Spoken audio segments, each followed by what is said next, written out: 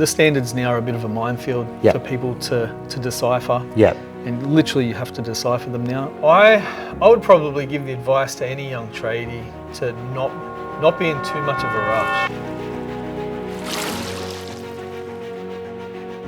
Hi everyone, welcome to Sealed for Good. We have another awesome episode with a fantastic guest. We have Ryan Mottley from Beaumont Tiles.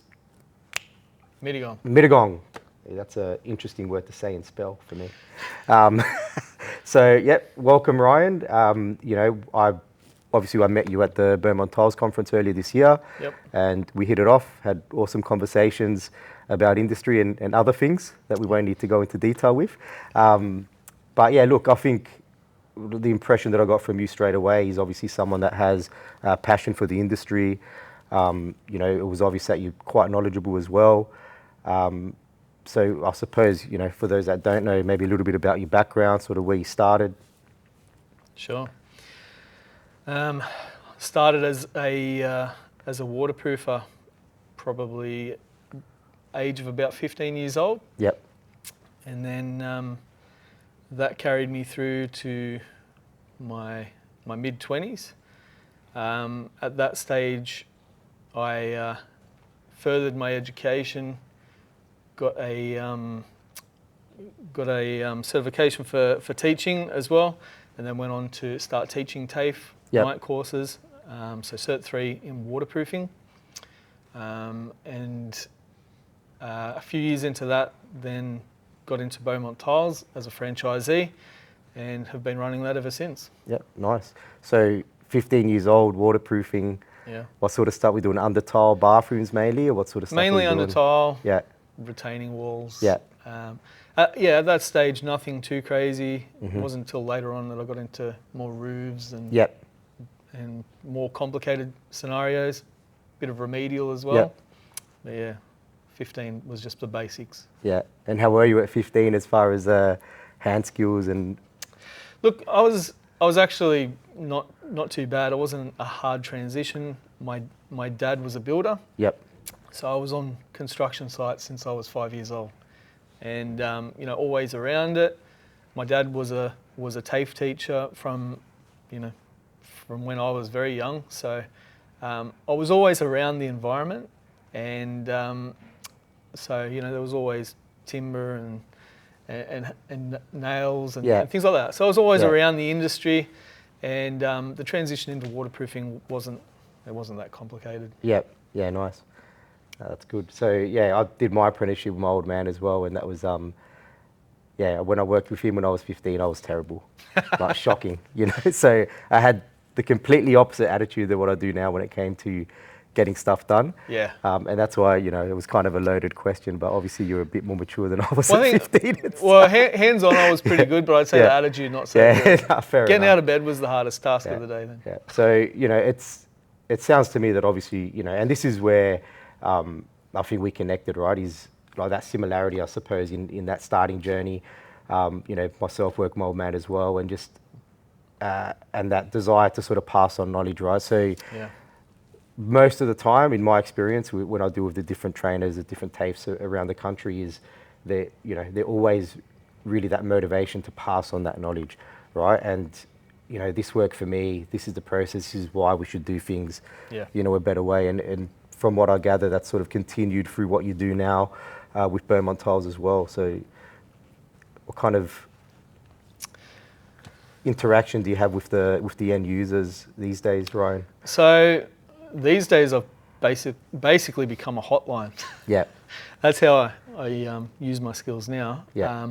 Which is good though. I mean, it's good for the trades who probably don't have all those experiences, or even DIY people that want to come in. Having that background allows me to confidently give clear basic instructions that someone can take, follow through, and perform simple tasks. Yeah. And it's been very valuable in the tile industry, especially because the tilers probably don't have that consistent waterproofing application day after day, and for them to be able to just call up and say, hey, I've got this, what do I do? And I can just give them some clear instructions. Yeah, which is, I think a good point that you touch on is about that consistency, and also for those that might not understand, when you refer to, basic instruction, a lot of the time we are sort of, because you got that background, you're referencing the documentation that exists now, right? So Sure. you have the installation instructions from the manufacturer, you have the standards, of course, NCC. and yeah, all that sort of stuff, right? So that is the same way that we approach queries and give advice, is we want to guide to the actual reference documents, right? Because as you know, it can be a bit of a minefield. In fact, interestingly enough, I had a call from someone else from Beaumont Tiles not that long ago where they were asking questions about specifically water stops, right? So water stops can be a little bit of a tricky one, as I'm sure you know. And to give specific advice for what's going to be best for that particular scenario is quite tricky. So what we normally would do is then go, hey guys, this is the standard that you'll find it in, this is what you need to reference, or this is the NCC sort of pathway there. You've got these two options. I suggest you talk that through with your builder or whatever it is, right? So, because I think, and I don't know if you agree, but I think one of the biggest challenges as a contractor, as a tradie out there, is getting the right advice, right? So Absolutely. obviously I would be comfortable to go to your store and have that conversation with you, but I know from experience as well, when I was on the tools, is, you'd go to other places and you'd get inconsistent advice. Yeah. Right? So I think a lot of the time when you look at the issues, too much information or not the right information and not understanding the reference material is where we sometimes fall short. Absolutely. And I mean, the standards now are a bit of a minefield for people to decipher. Yeah.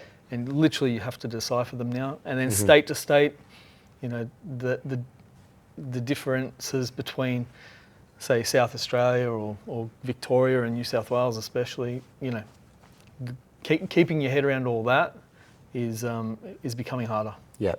Yeah. So, and it's hard for everyone, right? So Yeah. we were just we had another guest on before, and we we're just discussing, the responsibility of the tradesperson, right? What he's responsible for. It's really the doing part, right? But then you have so many aspects of the standard, that's design or whatever it might be. And that's where, they need to understand that they need to go back to their client if it's a builder, or to sort of, again, that's why it's so important to understand the reference material, right? So Absolutely. Yeah. But I know, I've worked at a trade school for a while as well, so I understand that there is definitely an advantage in having that experience as well. So, for your customers and your tradies that go in there, you really are an asset, because it's very process driven, right? So when you train, you need to capture certain evidence to make sure that, at the end of it, we can say, yep, he's a competent person and this is the proof that he is, right? And it's a process. It starts with planning, planning of the job, and then, next step from there, getting the source materials, standards, manufacturer's instructions. Yeah, and I mean, I would rather my trades that I deal with contact me when they've got a problem too, rather than after the fact, when there's not a lot you can do about it. At least if they've got the confidence to call up and say, hey, I've got this situation, what should I be doing? Then I can give them the right advice. It can save everyone a world of hurt. Yeah. Builders included. Yeah. So. Yeah, and I suppose that's sometimes a motivation as well. So obviously we understand what the advantages are for the tradie, but there's also advantages for you as a business owner, right? Yeah. So I mean, they get to come, all the trades get to come to us and buy a beautiful Gripset product off us. Thanks for the plug. Yeah, but I suppose from my perspective, as a manufacturer as well, it's always easier to know that there's someone like you in store that you can also rely that they're giving they're driving him to the right products, the right methods. But I suppose the way I would see it as well, it's an advantage to your business, because then you're upskilling and educating your customer base that then you can trust to then recommend to your retail client, right? They might be buying some beautiful tiles, and the last thing you want is to get that phone call where it's like, who'd you send me, who'd you recommend, or... That's right. And I mean, everyone's got their area of specialty. Yeah. And for me, coming into it, running a tile shop, I didn't have any retail background, so I didn't really know how to sell product at the time, but knew the products very well. So we built a very strong trade base from the get-go, and just knowing all the local trades in our area and already having that connection with them allowed us to basically launch our business off the back of trade relations, Yep. rather than good retail skills. Yeah. Well, I know myself. I was a Beaumont Tiles customer for a while when I was on the tools, and like, to be honest, the relationship that I built through that store, I was kind of, you know, an extension of their sales team, Yeah. right? So I would go there and I'd say, hey, you should do your selections here. And sometimes I'd even take it a step further to make sure I retained that business with that client, Yeah. and help them with selections, you know? So I might go there and have a chat with, you know, whoever's in their retail store and get the client to understand, all right, so if you select this is what's going to mean for your job. And, you know, so I suppose doing that right and having that community and that network, it can work really well for everybody involved, right? And ultimately, Absolutely. like, the final outcome is going to be so much better when you've put that effort in there and you're engaging that way, right? Well, networking is incredibly powerful in any business these days. So, I mean, if you've got a good, strong network, you know, when a customer might be a 50-50 on where to go and what to do, your relationship with the trades might be the difference between you getting that sale and losing that sale. Yep. Yeah, so definitely agree with everything you've said there. But again, right, like for us, it's music to our ears because it makes it, you know, especially for our local team as well. You know, obviously you deal with Mitch. Yep. You know, he does a fantastic job. And it all sort of helps and complements what we do in that technical support space as well, right? When we have that confidence that we have reps that, you know, engaging and that go through the right process, ask the right questions to give the right advice, and then obviously that then goes to you, and then that gets passed on to the end user. It really is sort of a win-win, so we appreciate that. Yeah, well, I mean, you know yourself too, being a tradie. Yeah. When you have a problem on a job, it can be not just incredibly frustrating, but costly as well to have delays, even just be sitting around waiting for an answer on something. So it's the same in the store, on a store level. We're relying on our relationship with our trade reps. Yep. Just like the trades on site are relying on information and good returns from us in the store.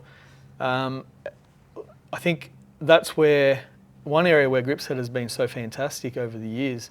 And I mean, I started using Gripset product 20 odd years ago. So it's always been a consistent factor with the Gripset business. But yeah, today our relationship that we have with Mitch, our trade rep, has been a key part of growing our business, because I know that I can trust when I ring Mitch, whatever the problem is, he'll, you know, if need be, he'd jump in his car, drive something out to me. Not many people will do that. Yeah. And that's a very powerful, relying move that someone can make. Having that insurance, it's good for every part, from us in the store to the trading on the site. Yeah. All powerful. No, that's awesome to hear. So, Mitch, if you're watching, well done, mate. I suppose, you know, just to sort of finish off, if you could, suppose, give yourself, you know, 15-year-old Ryan some advice, you know, if you could do it again, what do you reckon that advice would be? I would probably give the advice to any young tradie to not be in too much of a rush. I think the biggest problem with trades these days is there's so much opportunity out there for them to go make some money. They're all in a rush to get out on their own. And I think there's like a period of time when you've done an apprenticeship, and whether this be tiling, waterproofing, whatever, there's a period of time in your apprenticeship where you're learning. Mm-hmm. But there's also a period of time when you've finished your apprenticeship that you're still learning. And if you do an extra, say, 2 years under your boss before you start trying to go out too hard on your own, those lessons that you'll learn in that time will be the most valuable lessons that you'll learn in your life. Because you know, mistakes are expensive, and if you've got someone there that you can communicate with, on the ground that's going to give you the right advice, you're going to save yourself a lot of heartache down the track. Yeah, well, that's some really good advice, and I couldn't agree more. I suppose not only not agree, but I can relate. Yeah. Which is exactly what happened to me. So I had to learn some things the expensive way, which is, there's definitely better ways. Right? Absolutely. So patience is a virtue, definitely, especially when you're working on people's properties and tiling especially. Yeah. It's in your face, right? So if you don't get it right, you're going to pay the cost. So absolutely. Thanks again, Ryan, for coming in and making the time to come and see us. Really No appreciate it, and look forward to working more with you. Thanks a lot for watching Seal for Good. We'll catch you on the next one. Congratulations, Quality Tile Solutions SA. Definitely quality from go to woe. Fantastic work. Keep it up, and thank you.